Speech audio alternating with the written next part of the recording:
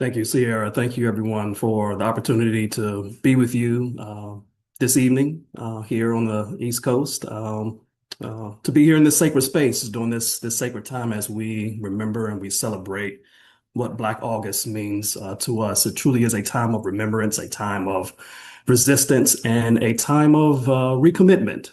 And we all know that Black August was born in the crucible of struggle, and it carries the memory of George Jackson, of Jonathan Jackson, the Antica Rebellion, of Nat Turner's uprising, of the Watts Rebellion.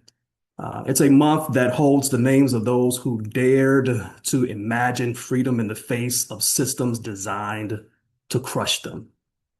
But Black August is not only about what was, in my view, it's about what is and what must be. It's a spiritual discipline, a call to deepen our commitment to the poor and dispossessed, to those criminalized for surviving, to those organizing not out of comfort, but out of necessity. And in this moment, I hear the voice of the prophet Amos crying out across the centuries, reminding us of those sacred words, but let justice roll down like waters and righteousness like an ever-flowing stream. So we all know Amos was not a priest. He was not a king. He was a shepherd, a fig tree farmer, a man from the margins, you can say. And yet God chose him to speak truth to power, to declare that worship without justice is noise, that ritual without righteousness is empty. And so let us echo the words of Amos. Let us all say, let justice roll. Let it roll through prison walls and solitary cells. Let it roll through underfunded schools and over-policed neighborhoods.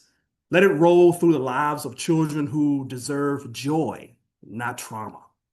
Let it roll through every system that exploits the poor and dispossesses the vulnerable. Because we live in a time when thoughts and prayers have become the standard response to suffering. After every major mass school shooting, we hear them, thoughts and prayers. And yet the violence continues in many forms. The killing continues, the trauma continues. But what does it say about us when children must learn to hide under desk before they learn to read? What does it say about us as a community, as a people, as a nation, when the sound of gunfire becomes more familiar than the sound of laughter? What does it say about us when the pain of our communities is met not with policy, not with protection, but with ongoing platitudes? What does it say about us when children are used as political pawns, but never protected as sacred? What does it say about us when wannabe authoritarian leaders silence dissent but amplify fear? What does it say about us when democracy is hollowed out and fascism is dressed up as law and order? What does it say about us when the well-being of our children is not the foundation of our society, but an afterthought? What does it say about us when we build walls instead of schools, prisons instead of playgrounds, surveillance instead of sanctuary for our children? This is not just a political failure, it is a moral one. It is a spiritual sickness, and it is a reflection of a society that has not prioritized the well-being of children. When we do not center children in our vision of justice, we repeat the failures of those who came before us. We inherit their broken systems, we perpetuate their violence, and we normalize their neglect. What does it say when mental health grants for schools are terminated, when Head Start is on the chopping block, and when nutrition programs are slashed, all while children continue to go hungry, unhoused, and unheard? What does it say when our leaders propose eliminating the Department of Education, dismantling civil rights protections, and rolling back child labor laws? Policies that would have devastating consequences for the most vulnerable among us.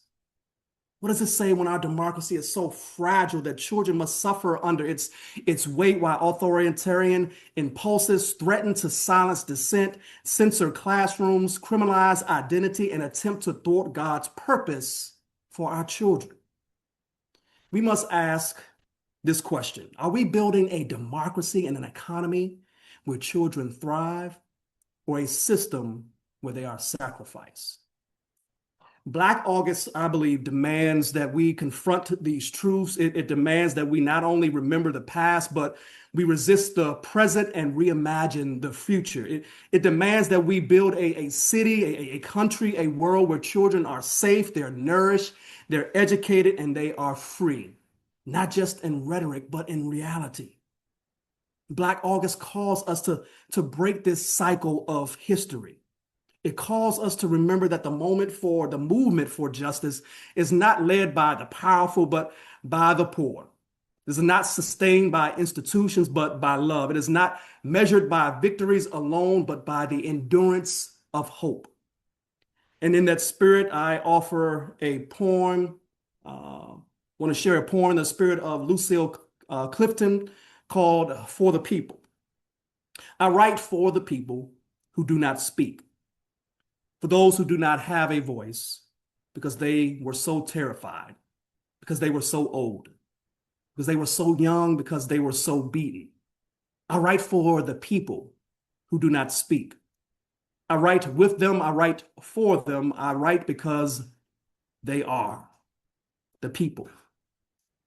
This poem is not just words, in my belief. It is a prayer. It's a testimony, a reminder that our lives and our work, our organizing, our preaching, our poetry, everything we do is not for performance or for profit. It is for the people. It is with the people and it is of the people.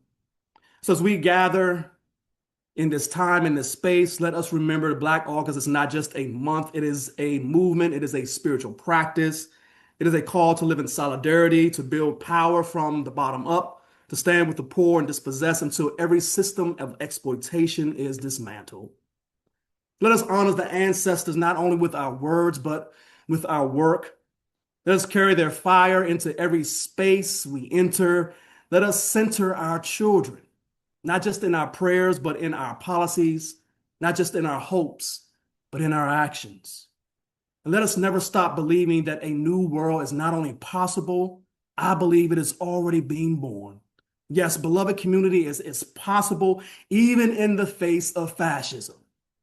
In the Children's Defense Fund, we envision a nation where marginalized children flourish, leaders prioritize their well-being, and communities wield the power to ensure that they thrive. For this to be possible, we must ensure that our nation doesn't become an authoritarian state, but instead moves closer to a truer democracy. New threats, new realities, they call for a new approach, a new way forward. And in the midst of great challenge and threats to our very humanity, we must refuse to shrink back from who God has called us to be and reclaim our identity as God's people. We must be more than the bearers of the name of the one who we call Christ, but we must be Christ's disciples. And if we do so, then we will bring good news to the poor. We will proclaim release to the captives and recovery of sight to the blind.